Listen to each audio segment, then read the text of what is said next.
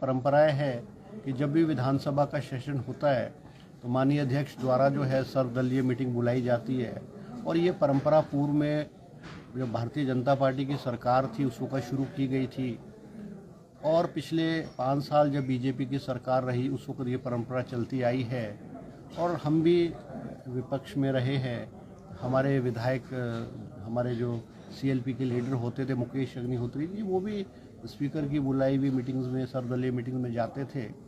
क्योंकि जो सर्वदलीय मीटिंग बुलाई जाती है वो इसलिए बुलाई जाती है कि विधानसभा का जो संचालन है, जो विधानसभा जो है सुचारू रूप से चले, और सत्ता पक्ष और विपक्ष के जो माननीय सदस्य हैं जिनको आमंत्रित किया जाता है वो स्पीकर के समक्ष जो एजेंडा है और विस्तृत रूप से चर्चा करते हैं कि सदन जो है सुचारू रूप से चले। अमूमन क्योंकि स्पीकर तो सत्ता पक्ष का से ही संबंध रखता है, ये अपॉर्चुनिटी जो है सर्वदलीय मीटिंग की ये विपक्ष को दी जाती है स्पीकर द्वारा, ताकि उनकी जो है बात विस्तृत रूप से बैठ करके बात सुने। और क्योंकि पार्लियामेंट्री अफेयर्स के मेंबर होते हैं तो सरकार तक विपक्ष को एक मौका दिया जाता है कि वो सरकार तक जो है अपनी बात को पहुंचाए। मगर दुर्भाग्यपूर्ण है ये कि जो परंपरा पिछले कई वर्षों से चली आ रही है, चाहे कांग्रेस की सरकारें रही है, चाहे भारतीय जनता पार्टी की सरकारें रही है, इस परंपरा को आज दूसरी बार भारतीय जनता पार्टी के नेताओं ने तोड़ा है। कल विधानसभा सेक्रेटरी ने माननीय जयराम जी से संपर्क भी किया और कहा कि वो आ रहे हैं। उन्होंने आश्वासन दिया कि वो आ रहे हैं, अगर वो नहीं आ पाते तो उनका कोई सदस्य, भारतीय जनता पार्टी के विधायक दल का कोई सदस्य, वैसे तो चीफ विप को आना चाहिए था, मगर उनका कोई सदस्य जो है इसमें शामिल हो और भारतीय जनता पार्टी की तरफ से जो बात है उसको रखें। मगर दुर्भाग्यपूर्ण है, अभी हमारी सर्वदलीय मीटिंग जो है हमने आधा घंटा इंतज़ार किया और भारतीय जनता पार्टी के कोई विधायक नहीं आए हैं। दुर्भाग्यपूर्ण है। हमने सर्वदलीय मीटिंग की और हमने खेद भी प्रकट किया है, मैंने अध्यक्ष महोदय जी से भी खेद प्रकट किया है कि अगर वो नहीं आना चाहते तो ये जो परंपराएं हैं, जो एक पार्लियामेंट्री सिस्टम की परंपराएं हैं, चाहे वो लोकसभा का जब भी सेशन होता है, पार्लियामेंट का सेशन होता है, तो जो माननीय हमारे लोकसभा के स्पीकर हैं वो सर्वदलीय मीटिंग बुलाते हैं और सभी पॉलिटिकल पार्टीज़ के लीडर्स और रिप्रेजेंटेशन उनके जो है वो उसमें आते हैं, अपनी बात रखते हैं। मगर मेरा अपना मानना है और हमने कहा है स्पीकर साहब को इस परंपरा को बंद कर दीजिए, क्योंकि विपक्षी पार्टी तो केवल एक ही है, भारतीय जनता पार्टी। अगर विपक्ष की पार्टी इस परंपरा को नहीं निभाना चाहती है, इस परंपरा को तोड़ना चाहती है, तो इस सर्वदलीय मीटिंग का कोई औचित्य जो है वो रह नहीं जाता है। क्योंकि ये पहली बार नहीं हुआ है। ये मानसून सेशन जब शिमला में हमारा मानसून सेशन शिमला विधानसभा में हुआ उस वक्त भी यही हुआ है, आज फिर ये हुआ है। तो मुझे ऐसा लगता है कि हमको इस परंपरा को ख़त्म कर देना, क्योंकि वेस्टेज ऑफ टाइम है। मैं भी एक दिन पहले आना पड़ता है, माननीय सदस्यों को भी एक दिन पहले आना पड़ता है, स्पीकर साहब को भी आना पड़ता है, तो इसको बंद कर देना चाहिए। और मुझे ऐसा लगता है कि भारतीय जनता पार्टी विधानसभा को चलाने में, सहयोग करने में, ताकि ये सदन सुचारू रूप से चले, मुझे लगता है वो इंटरेस्टेड नहीं है। क्योंकि सदन जो है, जो सदन के माध्यम से जो सदस्य है, चाहे सत्ता पक्ष का है चाहे विपक्ष का सदस्य है, उसको अपनी बात को सदन में कहने का मौका मिलता है। और एक सदन ऐसी जगह है, ऐसा स्थान है जहाँ पे जनता की आवाज़, अपने प्रतिनिधि के माध्यम से जनता की आवाज़ जो है वो सरकार तक पहुँचाई जा सकती है।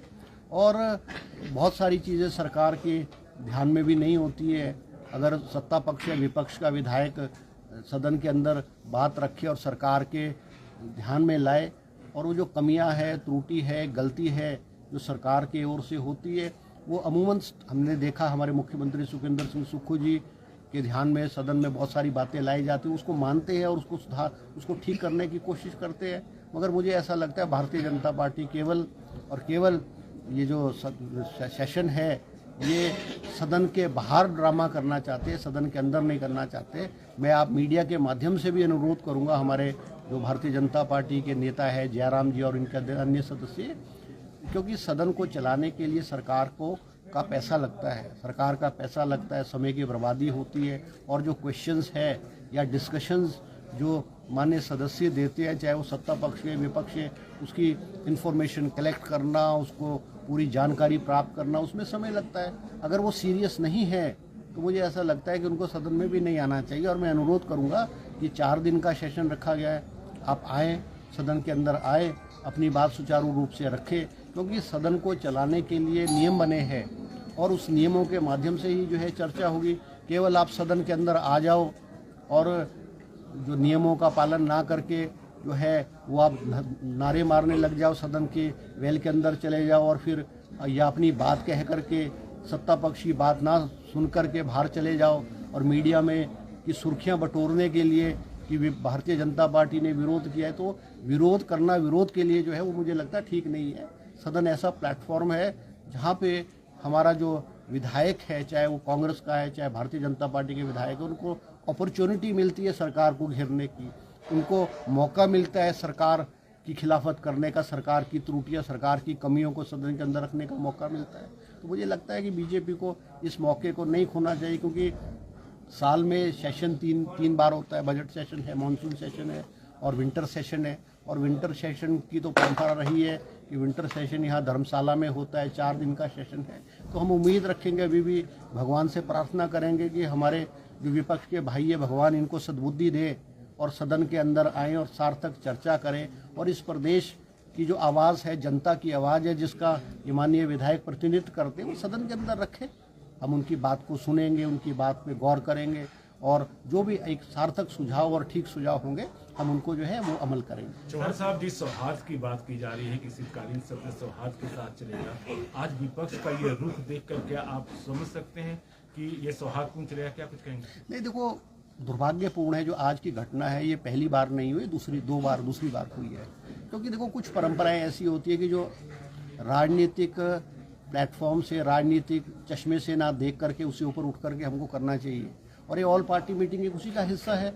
अब अगर आप इसको बाइकआउट करोगे तो आप ना केवल स्पीकर साहब की जो है वो डिसरिस्पेक्ट कर रहे हो, मगर जो पार्लियामेंट्री सिस्टम है, जो प्रथाएं बनी है, आप उनकी भी डिसरिस्पेक्ट कर रहे हो। हम जो चुने हुए प्रतिनिधि हैं, चाहे वो जिस मर्जी दल के हो, हमारी एक जिम्मेवारी है, हमारा जो सिस्टम है, पार्लियामेंट्री सिस्टम है, लेजिस्लेटिव सिस्टम है, उन परंपराओं को, जो हमारी पुरानी परंपराएं चली आ रही है, हम सबकी जिम्मेवारी बनती है उसको निभाने का। डिफरेंस ऑफ ओपिनियन तो हो सकता है, हमारे अलग अलग विचारधाराएं, हमारी अलग अलग विचारधाराएं हो सकती है, मगर स्पीकर के कक्ष में सर्वदलीय मीटिंग में बैठ करके आप अपनी बात रख सकते हो, आप स्पीकर के समक्ष अपना विरोध रख सकते हो, आप स्पीकर के समक्ष अपनी बात, आपके कौन कौन से इश्यूज जो है, जो आपने नोटिस दिए हैं या इस प्रदेश के इश्यूज हैं, आपकी कौन क्या क्या प्राथमिकताएं हैं, आप स्पीकर को कह सकते हो, सेक्रेटरी विधानसभा को कह सकते हो, और कल का एजेंडा तय होना है, परसों का एजेंडा तय ना होना है, आप सदन में नहीं, आप सर्वदलीय मीटिंग में नहीं आ रहे हो, तो मतलब दुर्भाग्यपूर्ण है। और मुझे लगता है कि इन्होंने बहुत बड़ी गलती की है, मगर मैं चाहूँगा कि 4 दिन में कल के बाद जो है माननीय भारतीय जनता पार्टी के जो विधायक हैं वो सदन में आए, अपनी बात रखें। सर, इसके बाद जो आने वाले भविष्य में जो सत्र होंगे, तो क्या उसमें भी ऑल पार्टी मीटिंग्स होंगी या ये आखिरी मौका? नहीं, देखो, ऑल पार्टी मीटिंग बुलाना तो स्पीकर साहब के अधिकार है, मगर अगर विपक्ष का नेता और विपक्ष के कोई विधायक इस मीटिंग में नहीं आएंगे तो इस मीटिंग का रखने का औचित्य कुछ नहीं है।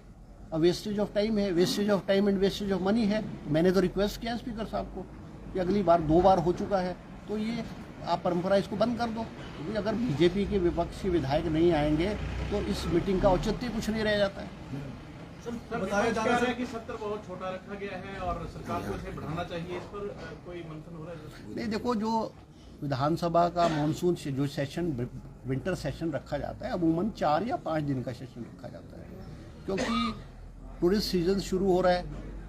बहुत सारे प्रशासन ने जो कहा था कि भाई, क्योंकि होटल में अवेलेबिलिटी और वो बुकिंग नहीं होती है, क्योंकि क्रिसमस हो जाता है, न्यू ईयर वाला हो जाता है, शुरू होता है।